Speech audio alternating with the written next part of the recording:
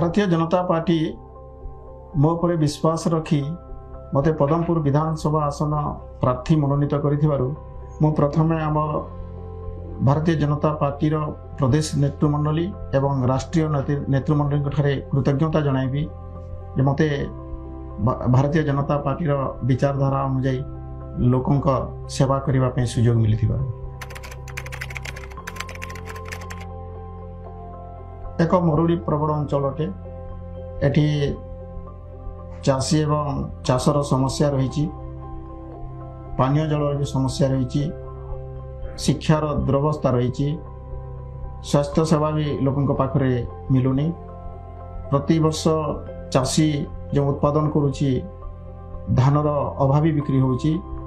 MSP रे चाषी धान बिक्री करि पारु नै चाषी माने बहुत हैरान हरकत होउचंती ये सब समस्या जो रही ये सब समस्यार समाधान करने मो जनसाधारण पाखक जाऊँगी 20 वर्ष धरिक विजु जनता दल सरकार ओडिशा रे चली यही सरकार रे गणतंत्र बोलिबा किछि नाही गणतांत्रिक व्यवस्था रे शासन परिचालन हेउनाई केवल ऑफिसर्स रा चली एटी विधायक माने कोनसी बड़ ऑफिसर आसिले तांकर मीटिंग परिचालना करिबा पय तांकर समय जाउची और ए सरकार रे विधायक मानकर कोनसी भूमिका न रहु नाही जहा फल रे विधायक मानकर द्वारा कोनसी काम हो नाही जगत विगत 5 वर्ष धरी पदमपुर विधानसभा रे कोनसी भल काम है नहीं केवल एठी भ्रष्टाचार दुर्नीति बेआईन कार्यकलाप वृद्धि पाइची निशा कारबार मध्य वृद्धि पाइची कौन ऑफिस को जदि जनसाधारण जाउछंती ऑफिसर मान को पीसी न देले कौन काम हेउ नहीं तांकर दाबी रे कौन सत्यता नहीं केवल माननीय मुख्यमंत्री मिथ्या प्रतिश्रुति देई थांती ए जो निकट अतीत रे जो उपनिर्वाचन हला पदमपुर विधानसभा पय आ सेते बेले भी मुख्यमंत्री महोदय घोषणा करिथिले जे पदमपुर जिल्लार मान्यता पाइब और जिते बेले निर्वाचन जीति सारा पर भी पदमपुर अंचल को धन्यवाद देवाई आसी और धन्यवाद देवा स्थल भी प्रतिश्रुति देते डिसेम्बर 2023 सुधा पदमपुर जिला कार्यकारी हो किंतु ए पर्यंत जिला कार्यकारी हैला नहीं आम ए अनुमान करुचु जे मुख्यमंत्री मिछ प्रतिश्रुति दियंती और जहाँ कहती से काम करती नहीं मो प्राथमिकता देवी आमर अंचल चाषी बहुल अंचल आ चाषी मानकर जो धान अच्छी धानर अभावी बिक्री होची ताहा मो ध्यान देवी जे चाषी माने एमएसपी दर रे धान बिक्री करि परिबे आ कोनोसी प्रकार कटनी छटनी हेबो नाही समस्ते सुविधा रे धान बिकी कि निजर पैसा नहीं पारिबे आ ए अंचल रे जेतबेले जलसेचन सुविधा हला आ आमर शिक्षा व्यवस्था केनता करी सुधरी पारिबो छात्र छात्री माने किबरी उन्नत मानर शिक्षा पाई पारिबे आ कथा हला स्वास्थ्य जो स्वास्थ्य संबंध रे भी जेबेली जनसाधारण उत्तम चिकित्सा सुविधा पाई पारिबे से विषय रे मु ध्यान देबी तत्संगे संगे प्रत्येक गाँव रे जो पानीय जलर व्यवस्था अछि पानीय जल भी समस्त ठीक भाव रे पाई पारिबे ए सब को प्राधान्य देकर काम करिबे देखो तो मु गोटे ग्रामांचल जन्म नहीं गोटे साधारण चाषी परिवार आसी मु देखुली आम गाँव में स्कूल नाला जिते स्कूल नाला बेले ये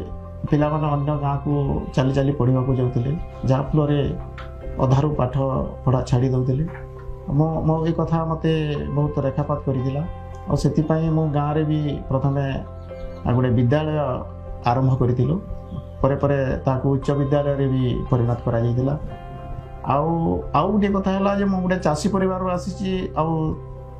ये अंचल पूरा पूरी मरुड़ी प्रपीड़ित अटे आ मरुड़ी रु कौनसी मरुड़ी है चाषी माने तांकर उत्पादन हरौथिले जार फल तांकर जीविका जीवन जीविका कष्टकर होता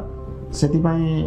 मते चाषी मानकर समस्या सहित जड़ित होगा पड़ा आ चाषी मानकर समस्या किभली समाधान हो पार से दिगरे मते चिंता लगी आई चाषी समस्या एवं शिक्षा कथा मो जीवन में रेखापात करथिला आ मु भाविली এই ସବୁ ସମସ୍ୟାର ସମାଧାନ କରିବା ପାଇଁ ମୋତେ ରାଜନୀତିକୁ ଆସିବା ପାଇଁ ପ୍ରେରଣା ଯୋଗାଇଥିଲା।